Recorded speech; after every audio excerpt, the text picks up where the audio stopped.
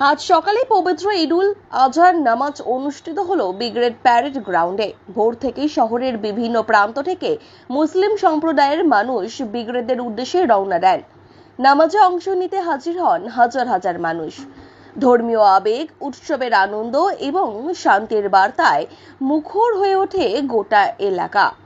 Brigade parade গ্রাউন্ডের প্রবেশপথে বসানো হয় একাধিক চেকিং পয়েন্ট। প্রত্যেককে নিরাপত্তা পরীক্ষার মধ্যে দিয়েই মাঠে প্রবেশ করতে হয়। ড্রোন ক্যামেরার মাধ্যমে গোটা এলাকা পর্যবেক্ষণ করা হয় বলে প্রশাসন সূত্রের খবর। পাশাপাশি কলকাতা পুলিশের উচ্চপদস্থ আধিকারিকরাও পরিস্থিতির উপর সার্বক্ষণিক নজরদারি চালান। নামাজ শেষে শান্তি ও সম্প্রীতির বার্তা দেন ইমামরা। দেশের শান্তি, রাজ্যের উন্নতি এবং সকল মানুষের মঙ্গল কামনা করে বিশেষ দোয়া করা হয়।